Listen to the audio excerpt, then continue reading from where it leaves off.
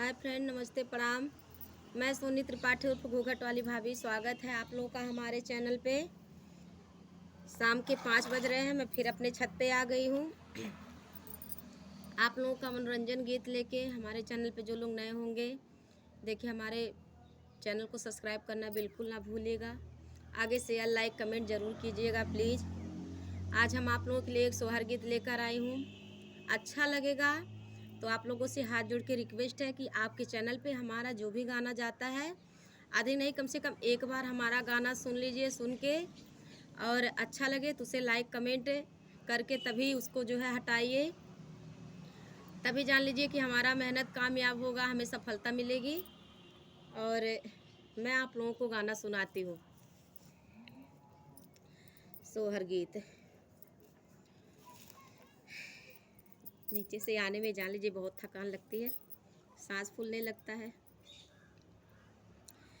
मचिया जे बैठेले सासो तै बहुअर से रज कर, बहुअर से रज कर हो।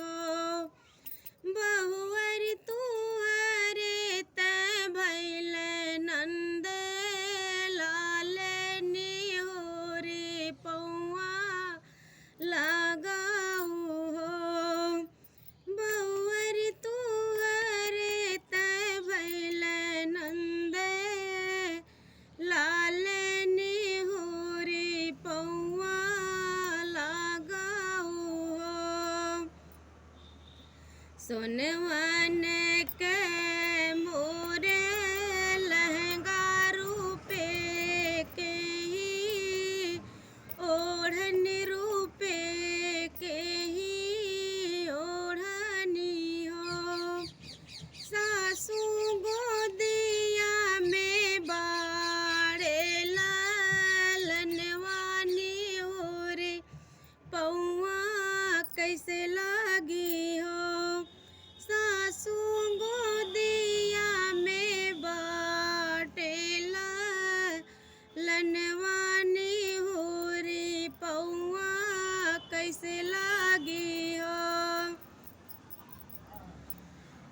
लहंगा ते धरा खूटिन पर ओढ़निया रे गन पर ओढ़निया रे गन पर हो। बहुअर ललना सुतावा पलंगिया नी हो रे पौआ लगाओ। बहुअर ललना सुतावा पलंगिया नी हो रे पौआ लगाओ हो।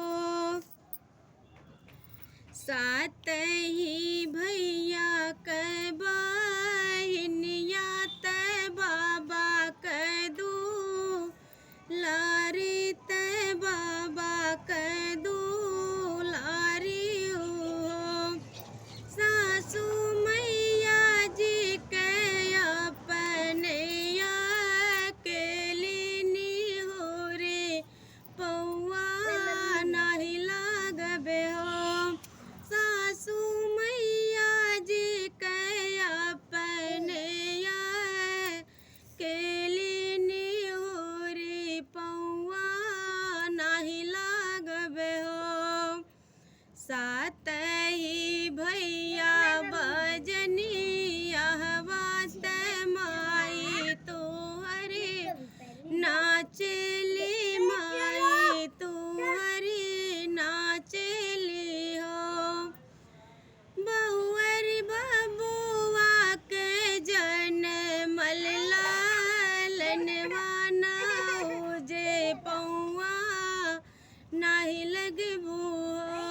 बहुअर बबुआ के जनमल लालनवाना हो जे पौआ नाही लगबू हो। ए गुडला बंद कर दो बेटा।